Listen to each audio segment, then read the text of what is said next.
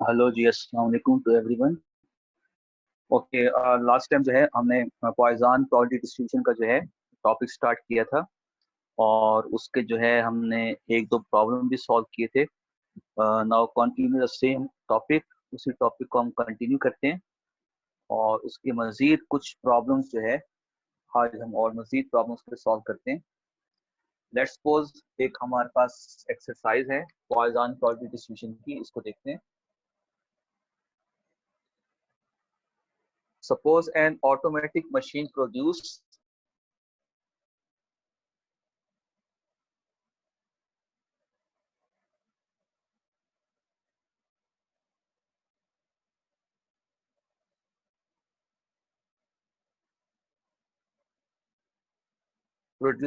many spools of wire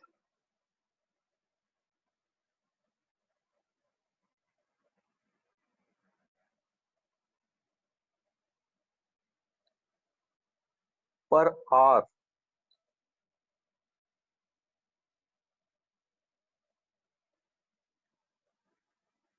Suppose furthermore that the machine produces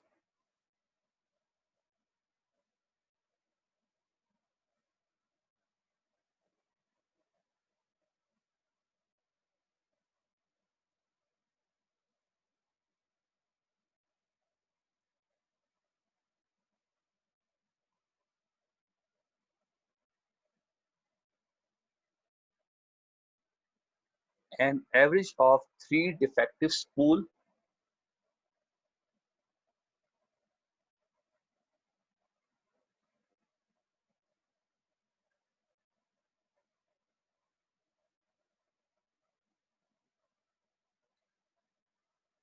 per hour.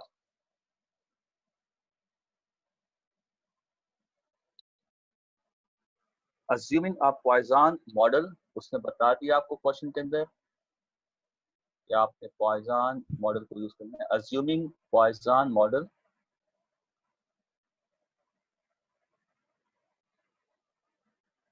find the probabilities of the machine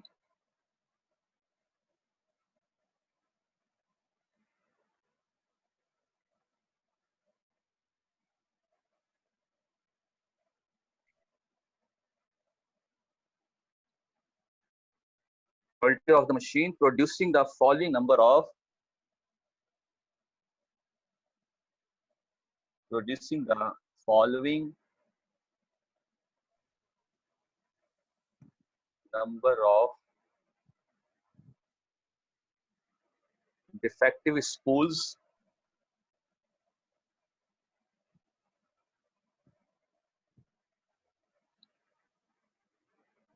of wire in 1 hour. Part A. Exactly 3.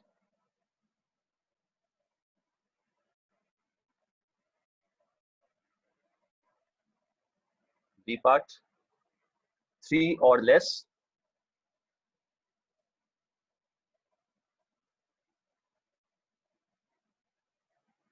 C part less than 3.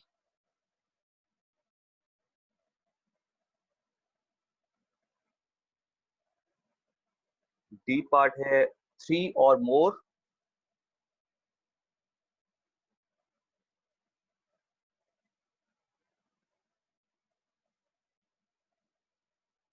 और E part है more than 3.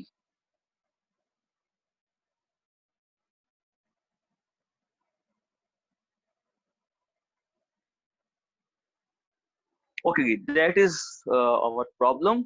इसको हमने solve करना है poison model के through. Question में लिखा भी हुआ है कि आपने जो है पॉइजन मॉडल जो है इसमें यूज करके इनकी प्रोबेबिलिटीज कंप्यूट करनी है। तो जब लिखा है तो उस पर सारी बातें खत्म होंगी कि हमने इसको पॉइजन से सॉल्व करना है। तो पॉइजन से सॉल्व करने के लिए हमारे पास इसका होना चाहिए पैरामीटर। ये आपका सोल्यूशन स्टार्ट हो रहा है यहाँ से। हमारे पास गिवन क्या है जी? लैम्डा की value that is average value. तो उसने बताया हुआ आपको कि an average of 3 defective spool per hour, ये दिया हुआ है एवरेज वैल्यू पर आवर। तो ये हमारा लैम्डा हो गया 3 डिफेक्टिव पर आवर, और पर आवर का मैंने आपको मतलब बताया था 1 आवर। पर का मतलब होता है सिंगल यूनिट, तो पर आवर का मतलब हो गया 1 आवर। 1 घंटे में 3 डिफेक्टिव स्पूल जो है मशीन एवरेज के तौर पे जो है वो प्रोड्यूस कर रही है। अच्छा, अब आपने क्या करना है, एग्जैक्टली 3, एक मशीन जो है वो एग्जैक्टली 3, मतलब एग्जैक्टली का मतलब होता है ना मोर देन 3 ना लेस देन 3, एग्जैक्ट 3। एक मशीन जो है 1 घंटे में, ये टाइम पीरियड दिया हुआ है आपको, जिसमें आपने प्रोबेबिलिटी कंप्यूट करनी है, फाइंड द प्रोबेबिलिटी, उसका टाइम पीरियड दिया हुआ है 1 आवर। तो आपका लैम्डा भी 1 आवर में है और आपने प्रोबेबिलिटीज भी 1 आवर में कंप्यूट करनी है। तो इसका मतलब क्या हुआ, दोनों का यूनिट सेम हो गया, इसलिए हम अपने लैम्डा को चेंज नहीं करेंगे। लास्ट में मैंने आपको बताया था कि जब ये यूनिट चेंज हो जाए इसके रिस्पेक्ट से, तो फिर हम पहले लैम्डा की वैल्यू को चेंज करेंगे फार्मूले में पुट करने से पहले। और अगर दोनों का यूनिट सेम है तो फिर हम लैम्डा को चेंज नहीं करेंगे। तो ये एक ऐसा क्वेश्चन है जिसमें हमारे पास, जिसमें प्रोबेबिलिटी कंप्यूट करनी है और जिसमें हमारा लैम्डा दिया हुआ है, दोनों का यूनिट सेम है। तो इस क्वेश्चन के अंदर हम लैम्डा को चेंज नहीं करेंगे। ओके, एग्जैक्टली 3 की हमने प्रोबेबिलिटी निकाली है। अब हमारा पार्ट ए शुरू हो गया। हमने कंप्यूट करनी है प्रोबेबिलिटी। पहले फार्मूला लिख लें, पहले यहाँ पे फार्मूला लिख लें, पॉइसन प्रोबेबिलिटी डिस्ट्रीब्यूशन का is equal to e raised to power minus lambda, lambda raised to power x upon x का। तो अब हम आते हैं पार्ट ए की तरफ। हमने प्रोबेबिलिटी कंप्यूट करनी है, एग्जैक्टली 3 स्पूल्स आर डिफेक्टिव। तो इसके रिस्पेक्ट से जो है हमारा फार्मूला क्या बन जाएगा, e की पावर -3, 3 की पावर 3 अपॉन 3 का, क्योंकि लैम्डा भी 3 है, x भी 3 है। इसको अब हम कैलकुलेटर से जो है वो सॉल्व कर लेते हैं। e की पावर -3 को, ओके जी, e की पावर -3, ये आपके पास आंसर आ रहा है 0.049, आगे 7 है, इसको 050 कर दें, 0.050 कर दें। 3 की पावर 327 होता है और 3 का फैक्टोरियल जो होता है वो 6। इसको सॉल्व कर लें आप, ये आपके पास 3 की प्रोबेबिलिटी आ जाएगी, मल्टीप्लाई बाय 27 और आंसर को आप डिवाइड कर दें 6 के साथ, तो ये आंसर आ गया 0.2240। ये आपके पास पार्ट ए का आंसर है।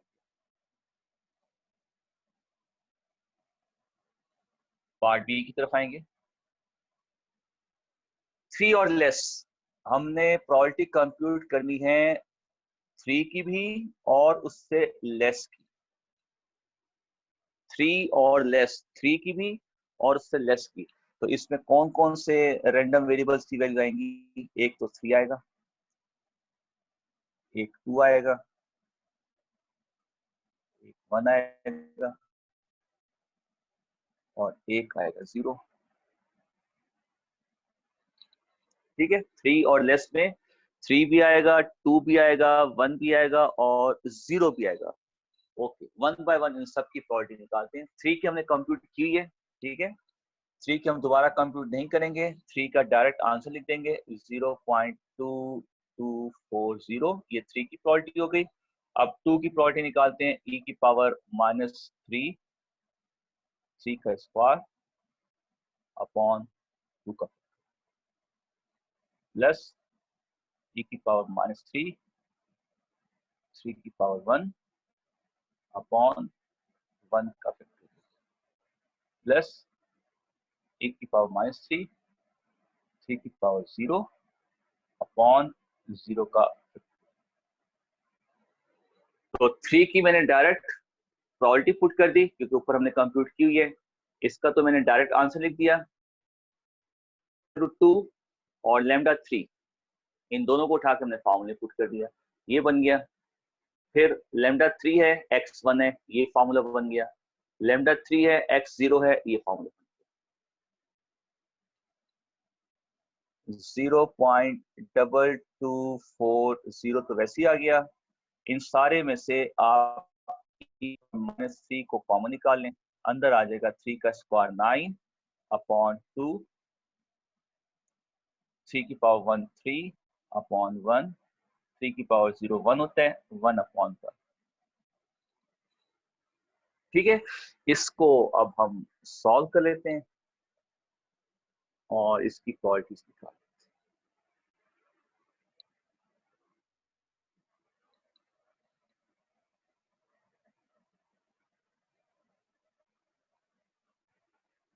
जी, ये बन जाएगा 0.2240 प्लस e की पावर -3 को हमने कंप्यूट किया हुआ है, 0.50 है, उस 0.050 और इंटू 9/2 ये हो जाएगा 4.5, 3/1 3 हो जाएगा, ये 1 हो जाएगा, ये आपके पास हो गया 0.2240 प्लस 0.050, इन सबको ऐड कर देंगे 8.5 हो जाएगा। 8.5 को 0.050 से मल्टीप्लाई कर दें,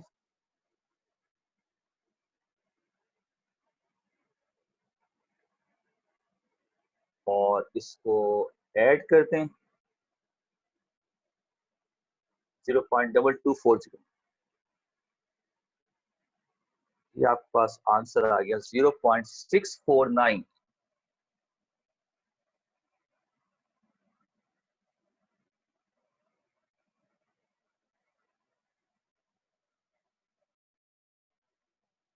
ये पार्ट बी का आंसर आ गया। Now part C comes to the part C, less than 3।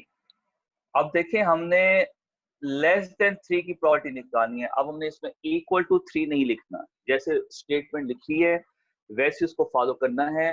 B में लिखा था 3 और लेस, उसमें 3 भी था और उससे लेस भी था। इसमें सिर्फ लिखा हुआ है लेस देन 3, इसका मतलब है इसमें 3 नहीं है, 3 से लेस में लिखना है। तो 3 से लेस में कौन कौन से एलिमेंट होते हैं? 3 से लेस में 2 होता है, 1 होता है और 0। तो 3 की प्रॉपर्टी इसमें नहीं होगी। तो बी पार्ट हमने सॉल्व किया हुआ है, ये हटा दें उसमें से। जो 3 की प्रॉपर्टी है इसको ऐड नहीं करें, इसको ऐड, इसको ऐड नहीं करें, इसको ऐड नहीं करें। बाकी 2 1 0, ये 2 की प्रॉपर्टी है, ये 1 की प्रॉपर्टी है, ये 0 की प्रॉपर्टी, ये 2 1 0 की प्रॉपर्टी है, ये 2 1 0 की प्रॉपर्टी है, ये 2 1 0 की प्रॉपर्टी है। इसको निकाल दें, सिर्फ इसको आप यूज करें। तो मैं डायरेक्ट इसका आंसर लिख रहा हूं, डायरेक्ट इसका आंसर लिख रहा हूं 0.050 इंटू 8.5, ये निकाल दें। ये 3 की प्रॉपर्टी है, इसको ऐड नहीं करें, सिर्फ ये उठा, इसको मल्टीप्लाई कर दें, ये आपके पास लेस देन।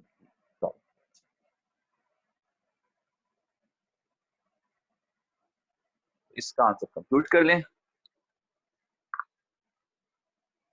8.5 इंटू 0.050, ये आपके पास आ गया 0.4। ये पार्ट सी का आंसर आ गया। अब आते हैं पार्ट डी की तरफ। पार्ट डी में उसने कहा है कि आपने प्रोबेबिलिटी कंप्यूट करनी है 3 और मोर, मतलब आपका रैंडम वेरिएबल 3 के और उससे मोर देन। तो मैंने आपको बताया था लास्ट टाइम क्लास में, पॉइजन डिस्ट्रीब्यूशन के अंदर हम पॉइजन प्रोबेबिलिटी डिस्ट्रीब्यूशन के अंदर जो है मोर देन की प्रोबेबिलिटी कंप्यूट नहीं कर सकते, क्योंकि इसमें हमारा एन जो होता है वो इनफाइनाइट तक जा रहा होता है। तो मोर देन 3 में हम 4 3 4 5 6 7 8 9 10 एंड सो ऑन। इसको वहां तक लेके जाएंगे जहां तक हमारा n होता है। तो n हमारा इनफाइनाइट है, तो इसका मतलब है 3 से अबव हमारा इन्फिनिटी केस जा रहा है। तो मैंने आपको बताया था इस हम इसको कॉम्प्लीमेंट में चेंज करें, और कॉम्प्लीमेंट में चेंज करने का क्या तरीका होता है, इसका सिंबल का ले लेंगे उलट, ये मोर देन है, इसको बना देंगे लेस देन। एक तो ये काम करना है। दूसरा काम ये करना है, अगर यहाँ पे इक्वल टू आ रहा है तो यहाँ पे इक्वल टू नहीं लिखना, और अगर यहाँ पे इक्वल टू नहीं है तो यहाँ पे इक्वल टू आएगा। ठीक है, बिल्कुल इसके उलट उठाना है। पहला काम ये करना है कि ये मोर देन है तो लेस देन कर दें, अगर ये लेस देन है तो मोर देन कर दें। दूसरा काम ये करना है, अगर यहाँ इक्वल टू है तो यहाँ इक्वल टू नहीं लिखना, और अगर यहाँ पे इक्वल टू नहीं है तो यहाँ पे आपने इक्वल टू लिखना है। और फिर ये करने के बाद आपने इसको 1 में से माइनस कर, ये बन गया इसका कॉम्प्लीमेंट। ठीक है, अब ये दोनों आंसर इक्वल है, हमें इसका आंसर चाहिए, हम इसका आंसर निकाल लेंगे, और वही बेसिकली इसका आंसर है। तो अब हम इसका आंसर निकालेंगे, इसका आंसर हमने निकाला हुआ है। ठीक है, इसकी जगह इसको पुट कर दें, 1 में से माइनस कर दें, आपके पास पार्ट डी का आंसर आ जाएगा 1 माइनस 0.425। ये आपके पास पार्ट डी का आंसर आ।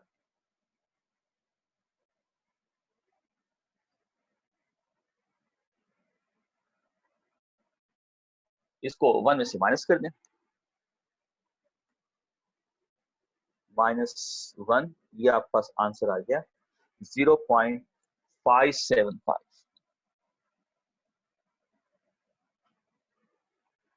ये पार्ट डी का आंसर आ गया।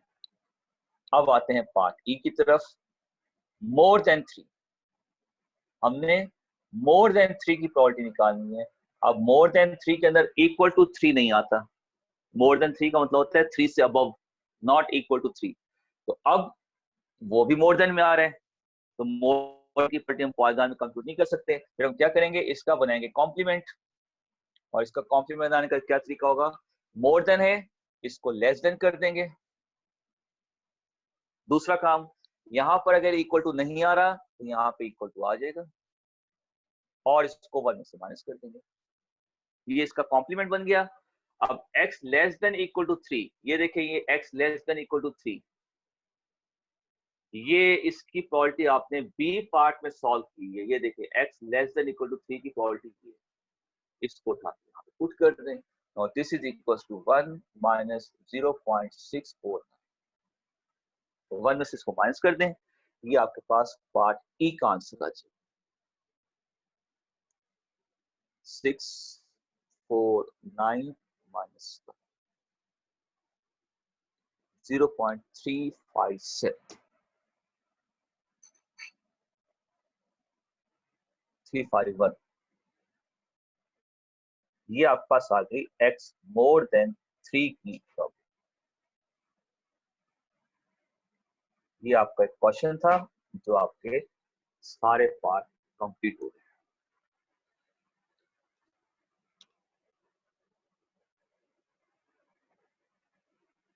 सिंपल क्वेश्चन था, कोई इतना मुश्किल नहीं। बस हमने ये किया कि लास्ट टाइम जब हमने इसको स्टार्ट किया था टॉपिक, वो हमने इस क्वेश्चन में उसको रिवाइज कर लिया। मेन चीज वो इस पॉइसन प्रोबेबिलिटी डिस्ट्रीब्यूशन के अंदर आपने दो पॉइंट को जो है मेनली अपने माइंड के अंदर रख के क्वेश्चन को सॉल्व करना होता है। एक होता है पॉइंट आपका लैम्डा का यूनिट, मतलब वो किस यूनिट में डिफाइन किया हुआ है, और आपने प्रोबेबिलिटी किस यूनिट में डिफाइन की। अगर वो दोनों यूनिट सेम है तो lambda as it is put करेंगे। अगर प्रोबेबिलिटी जिस यूनिट में आपने सॉल्व करनी है उसका यूनिट लैम्डा से चेंज है, तो फिर हम पहले लैम्डा की वैल्यू को चेंज करेंगे उसके यूनिट के रिस्पेक्ट से, फिर उसको फॉर्मूले में पुट करेंगे। एक ये पॉइंट है। दूसरा पॉइंट ये, मोर देन की प्रोबेबिलिटी हम पॉइसन डिस्ट्रीब्यूशन में कंप्यूट नहीं कर सकते, मोर देन को हम लेस देन बनाएंगे। अगर उसमें इक्वल टू है तो इसमें इक्वल टू नहीं आएगा, और अगर इसमें इक्वल टू नहीं है तो उसमें इक्वल टू आएगा। ये लिखने के बाद इसको 1 में से माइनस कर देंगे, ये हमारा कॉम्प्लीमेंट बन जाएगा। कॉम्प्लीमेंट की प्रोबेबिलिटी निकाल, ये दो दो पॉइंट है हमारे पॉइसन प्रोबेबिलिटी डिस्ट्रीब्यूशन। तो जब भी क्वेश्चन आप सॉल्व करें, एक आप यूनिट को देख लिया करें, और एक आप ये देख लिया करें कि जिसकी आपने प्रोबेबिलिटी कंप्यूट करनी है वो मोर देन में है या लेस देन में है। ठीक है, लेस देन में है तो सीधा सीधा सॉल्व हो जाएगा, मोर देन में तो पहले आप उसका कॉम्प्लीमेंट बनाएंगे। ओके जी, नेक्स्ट क्वेश्चन की तरफ आते हैं।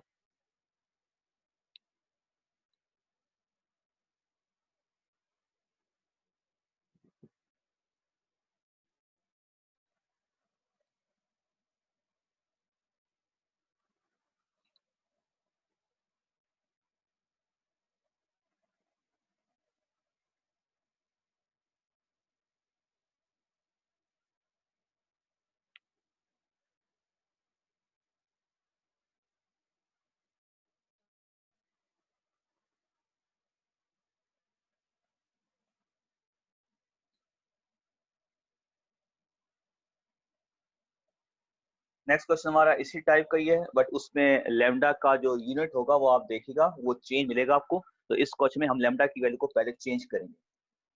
High speed machine produce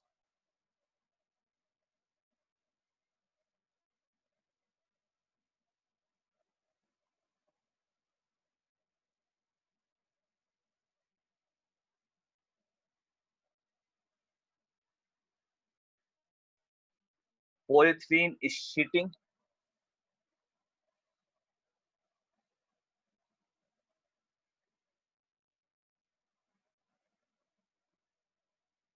polyethylene sheeting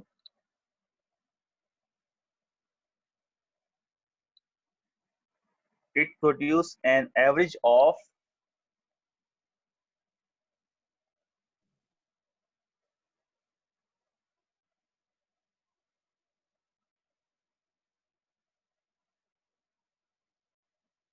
it produce an average of 3 flaws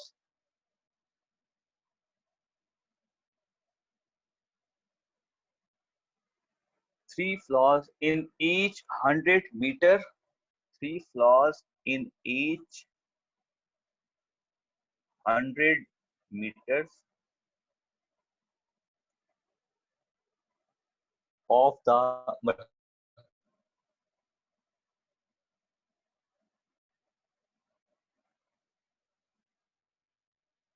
if the inspector finds 5 or more flaws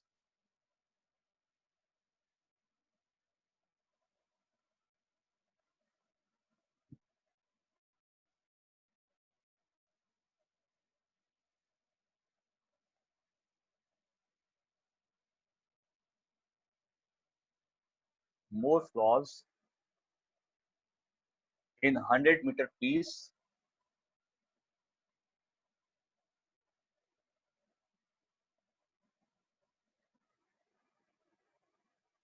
he will stop the machine.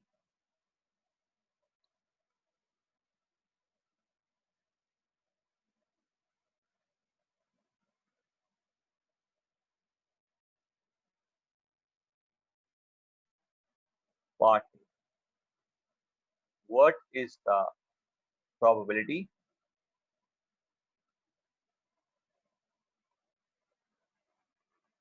that the machine will stop upon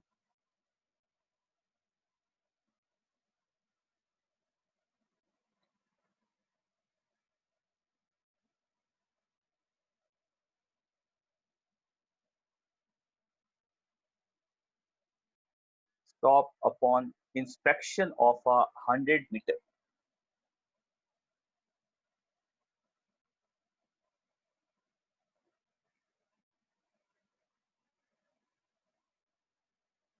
hundred metre piece. उसके बाद part B में आपसे कह रहे हैं what is the probability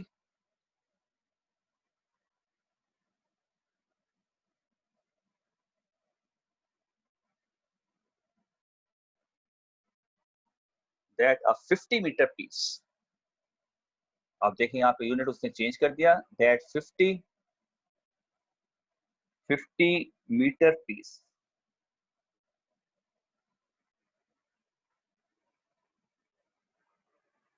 will contain less than 2 flaws.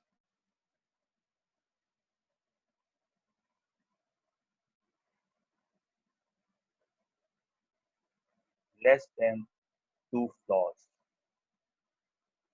Part C, what is the probability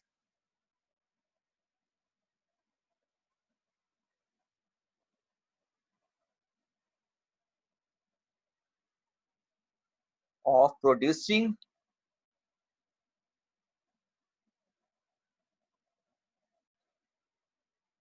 at least 3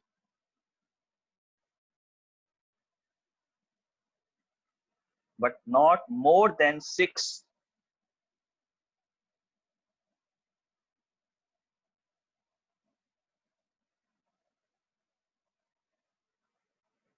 flaws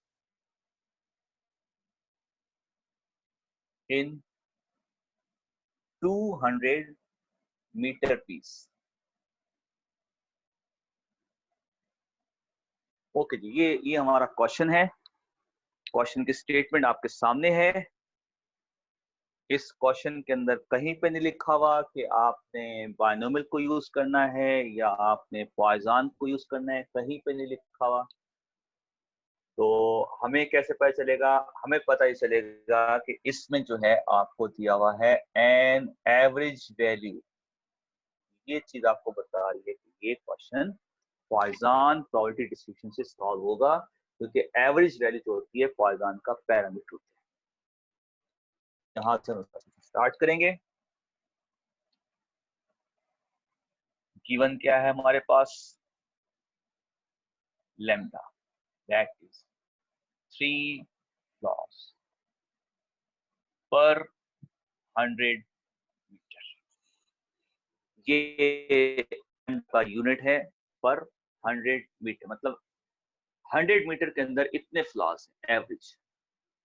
अच्छा, अब एक इंस्पेक्टर है, वो चेक कर रहे हैं, उस शीटिंग को चेक कर रहे हैं जिसके अंदर फ्लॉज आ रहे हैं। ठीक है, एक मशीन प्रोड्यूस कर रही है, उसके 100 मीटर के अंदर 3 नुक्स आ रहे हैं। फ्लॉज नुक्स को कहते हैं, 3 किस्म के नुक्स आ रहे हैं। तो इंस्पेक्टर जो है उसको चेक कर रहा है। इंस्पेक्टर वहां पे खड़ा होकर उसको चेक कर रहा है। अगर 100 मीटर्स के अंदर 5 फ्लॉज आ जाते हैं या अब आए हैं तो मशीन को रोक देगा। अगर 3 आते हैं, 4 आते हैं तो मशीन को चलने देगा, वो कहेगा ये जाने दो, सही है बस। जैसे फ्लॉज की तादाद 5 हो जाती है या उससे अबव हो जाती है तो वो फिर मशीन को रोक देती है।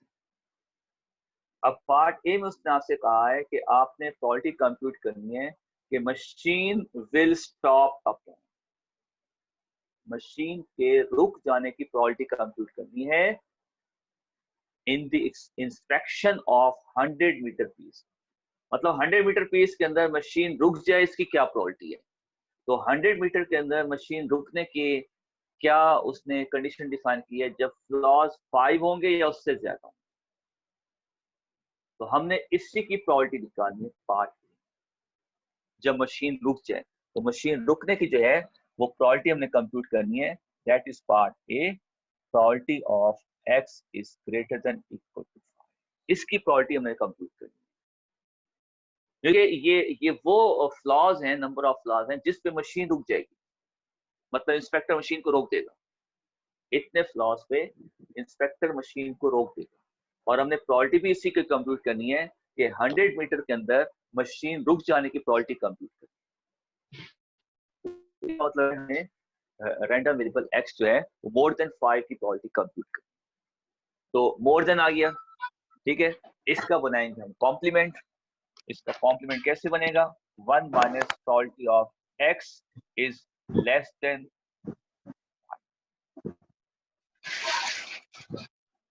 Less than 5। अब लेस देन 5 में क्या होता है जी? लेस देन 5 में होता है x4, x3, x2, x1 और x0। किसका सर एक क्वेश्चन पूछ लूं मैं? जी जी पूछिए आप। सर स्क्रीन ही नहीं आ रही आपकी, किसी का माइक खुला है शायद।